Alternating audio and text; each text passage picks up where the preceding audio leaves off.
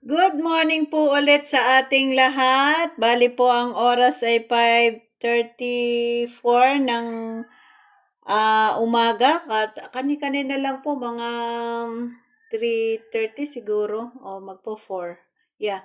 Inihatid ko po si Daddy Mar sa may banda dito sa Quezon na para Chiang Quezon para po sumakay papuntang Manila dahil siya po ay meron silang national consultation for 3 days po. So, kararating ko lang po at kaya po maaring naririnig nyo ang tilaukan ng mga manok sa kapitbahay.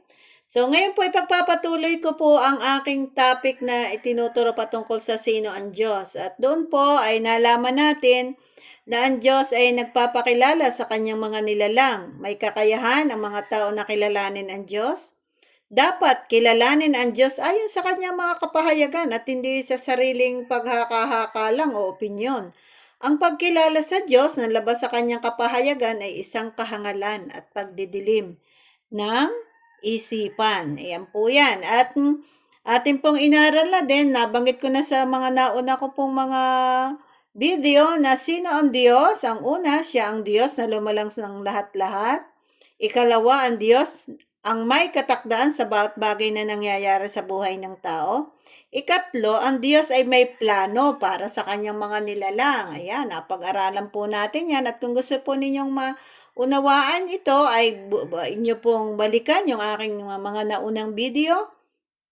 At ang ika-apat po, ang Diyos ang hahatol sa lahat ng kanyang nilikha. Kaya ito pong hatol lang ito ay wala po ditong exempted. Lahat po tayo ay hatulan ng Diyos, lalo na po yung mga hindi kumikilala sa Kanya. Okay po? And then, ano ang gusto ng Diyos? So, ating pag-aaralan, I hope matapos ko po itong topic na ito today. Ano ang gusto ng Diyos? Kung ganito pala ang layunin ng Diyos, doon sa nabanggit ko kanina, ano naman ang marapat na gawin ng tao upang siya makilala niya o ayang ma upang siya ay makakilala sa kanya, makilala natin ang Panginoon. So, siyempre may gagawin din po tayo. Kumbaga, hindi naman ang relasyon, hindi isa lamang ang nag-e-effort. Dapat meron din po tayong gagawin bilang tayo kanyang mga nilalang. Una po, ang unang dapat gawin ng tao para makilala niya talaga ang Panginoon ay hanapin ng tao ang Diyos. Yan. Kailangan mismo tayo sa ating sarili, meron tayong paghahanap sa Diyos. Ay, sino nga ba ang Diyos? Dapat po nating hanapin yon at dahil kung tayo ay magbabase lang sa sabi-sabi, mga opinyon ng tao, ay tayo po makakabilang tayo doon sa tinatawag na mga hangal. At pagka tayo naging hangal, ay kasunod doon, magdidilim na po ang isipan natin, lalo pong hindi tayo makakaunawa ng katotohanan. At yan po ay mababasa natin sa Jeremiah 29:13. Una, hanapin ng tao ang Diyos. Sinasabi po sa Jeremiah 29:13, kapag hinanap ninyo ako'y inyong matatagpuan. Matatagpuan po natin ang Panginoon kung buong puso ninyo akong hahanapin. Ayan po. Ang isa pong dapat na attitude ng tao pag naghahanap sa Diyos ay dapat po ay buong puso. Kasi lahat ng tao sabi niya, gusto ko naman ang Diyos. Oo, nananalig ako. Pero hindi naman gusto nilang makilala lalo ang Diyos, pero hindi naman buong puso ang paghahanap sa Diyos. Kailangan po ay talagang puso po talaga ang pinag-uusapan dito. Kailangan decided ka talaga, buong puso mong nais na hanapin ang Diyos. At kalimitan, hindi lamang po yun, nabanggit ko na din sa una kong mga video na kalimitan ay kaya hindi talaga nakikita ang Diyos at naunawaan nating mga tao. Ay una, hindi buong puso ating paghahanap. Pangalawa, ay kulang tayo sa disiplina at kasanayan kasi yan na pag-aralan po namin, tinuturo po namin yan sa aming mga student na kailangan po yung buong pusong paghahanap ay may kalakip na disiplina at kasanayan. Nasasanayin mo yung sarili mo na magbasa ng Biblia, araw-araw, mag-aral, at didisiplinahin mo yung sarili mo para doon sa kung ano yung iyong kinakasanayan. Kaya po, maraming gustong maghanap pero bigo nilang makita ang Diyos kasi una, hindi po buong puso ang paghanap. Tapos hindi rin po nilalakipan ng disiplina at kasanayan. At ang tanging dahilan kung bakit hindi na masumpungan ng taong Diyos ay sapagkat hindi siya naghahanap. At kung naghahanap naman siya, ay hindi buong puso.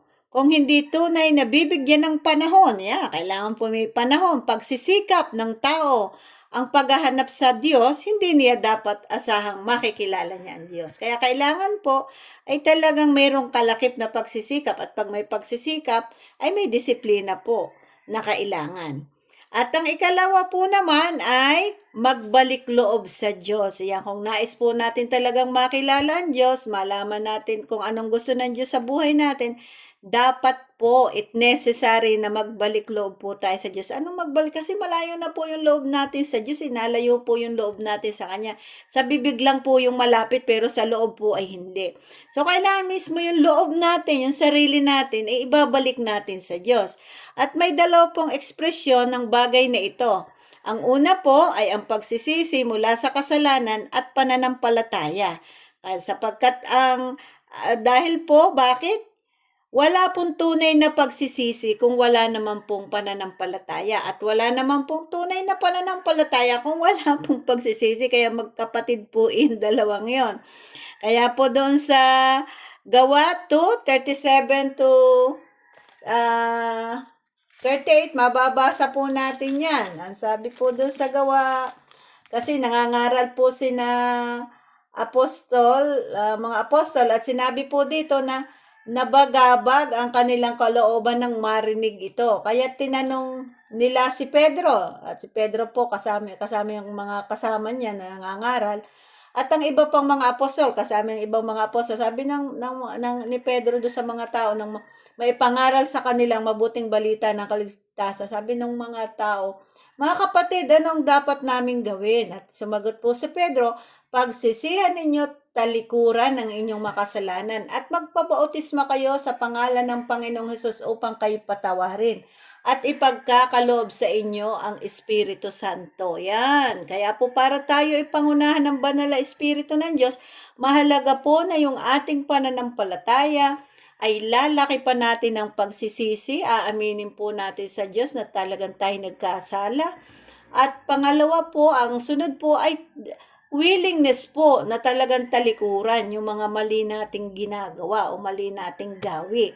At pagka po ito'y nangyari, ang sunod pong gagawin natin ay yung pagpapatunay natin sa atin sa Diyos na talagang tayo handang sumunod sa Kanya. At yun po ay ginaganap sa pamamagitan ng pagpapabautismo sa pangalan ng Panginoong Hesus. At ang pinaka-simbolo po nito ay yung bautismo sa tubig. At kapag natapos po natin yun, ay di po ang banal na Espiritu isa sa atin.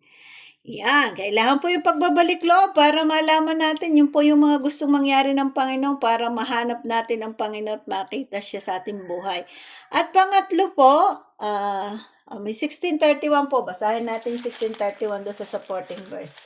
Para po, baka naman sabihin nyo, hindi ko ako nagbabasa. Ito po, 16:3. Sabi po dito sa 16:31 po, 16:31, tinandaan ko na nga pala to. Sumagot naman sila, sumampalataya ka sa Panginoong Hesus at maliligtas ka, ikaw at ang iyong sambahayan. Yan, kapag tayo pinanampalataya, lalo yung mga magulang, mga ama't ina, ay eventually, matuturuan niyo po yung mga anak niyo at mga nanampalataya din po yung inyong mga anak. Kaya po, pagka nanampalatayang isa sa pamilya, mostly, yung ibang mga, kung hindi man 100%, ay may mga naliligtas ding mga kasambahay o kamag-anak. Kaya po mahalaga po iyon na tayo po ay tunay na yung pananampalataya natin, kalakip ng pananampalataya yung pagsisisi po. At saka ang sunod po ay sumunod sa Ebanghelyo. Mababasa naman po natin yan sa Santiago 2:17. Kung ano ang gusto ng Diyos, bukod sa pananampalataya, pagsisisi, willingness na tumalikod sa kasalanan, ano pa ang gusto ng Panginoon? Gayon din naman, patay ang pananampalatayang walang kalakip na gawa. Kaya po para kahit po tayo nananampalataya sa Panginoong Hesus, pinagsisihan na nagpabautismo, ay kung hindi naman po tayo nating ginagawa ang gusto ng Panginoon, ay patay po yung ating pananampalataya. Kailangan po susunod tayo sa mga utos ng Panginoong Hesus sa atin. At sabi nga po, sinabi po ni Santiago, na talagang gayon din naman, patay ang pananampalataya, walang kalakip na gawa, ang katibayan ng tunay na pagsisisi at pananampalataya ay bunga nito na mabuting gawa. Okay. Ang katibayan po na talagang tayo nagsisisi na ay yung result po ng ating daily living. Yung buhay natin, kung ano yung ginagawa natin sa araw-araw. Ibig sabihin, kung ikaw ay dati ay nanloloko, ay hindi na po tayo manloloko kasi yun po yung katibayan na talagang kayo nagsisisi, yung hindi na po kayo nanloloko. O kung tayo nagsisinungaling, ang katibayan na talagang pinagsisisihan na natin at tayo magsasabi na ng pawang katotohanan, di hindi na po tayo magsisinungaling. Yun po yung tunay na tinatawag na gusto nating sumunod sa Ebanghelyo. Sa pamamagitan po yun ng pagsunod sa mga kautusan at salita ng Diyos. Romans 5. Babasahin natin yung Romans 5. Last verse po natin. Natapos po natin ang ating... Where are you? Romans 5. Yan. Sa pamamagitan niya, tinanggap namin sa Diyos ang kaloob na maging apostol alang-alang kay Kristo. Bakit? Upang ang mga hintil ay akayin sa pananampalataya at pagsunod sa Kanya. Kaya mahalaga po yung bakit po tinawag yung mga apostol. Kung hindi po sila tinawag, wala po tayo ngayon kasi sila po ang nagsulat at sila po ang nagpatuloy para po ipangaral ang mabuting balita sapagkat ito po ay atas ng Diyos sa kanila para po ang mga tao ay turuan na sumunod sa Panginoong Hesus sa lahat ng kanyang ipinag-uutos. At ngayon po, yung pong atas na yan ay inaatas na po sa iglesia ng Panginoon Hesus na ang iglesia po ang dapat po na mag-train para ang mga tao ay matutong sumunod sa Panginoong Hesus. Kaya duty po ito ng lahat ng iglesia ng Panginoon. At kung ang iglesia po ay kung ano-anong ating pinaggagawa, ay naku, namamali po tayo ng ating landas na tinatahak sapagkat ang pinaka ultimatum ng pagsunod ng iglesia sa kabuuan ay mag-witness at mag-train sa mga tao para sila'y sumunod sa mabuting balita ng kaligtasang iniaalok ng Diyos sa pamamagitan ng Panginoong Hesus. Yan po. Kaya ano ang gusto ng Diyos? Ano po ang gusto ng Diyos? Una, hanapin ng tao ang Diyos. Ikalawa, magbalik loob sa Diyos. Ikatlo, sumunod sa Ebanghelyo. Hindi po pwedeng yung tatlong yun ay mawala. Kaya pagkatapos nating manampalataya, magsisi at magpabautismo, ang gagawin naman po natin, susunod tayo sa Ebanghelyo.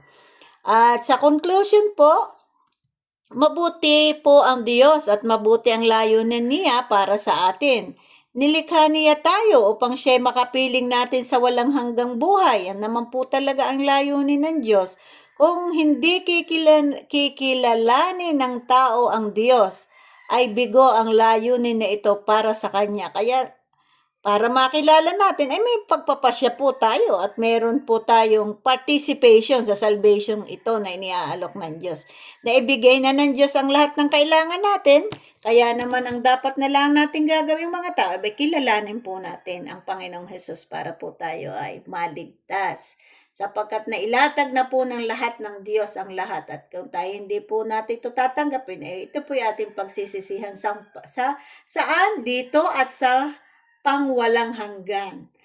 So, hanggang dito na lamang po at nawa po'y kayo napagpala sa kabuuan ng aking topic kung sino ang Diyos at kung gusto pong ninyong maunawaan yung naunang topic patungkol dito ay pwede po niyong balikan doon sa aking YouTube channel at nandun po yung part ng mga itinuro ko patungkol sa sino ang Diyos. So, pagkatapos po nito, ay magtuturo po ako ng panibagong series ng akin pong ituturo at isi-share uli sa inyo. God bless po for today at nawa ay mapagpala lagi tayong lahat at sumunod sa mabuting balita ng kaligtasan tungkol sa Panginoong Hesus.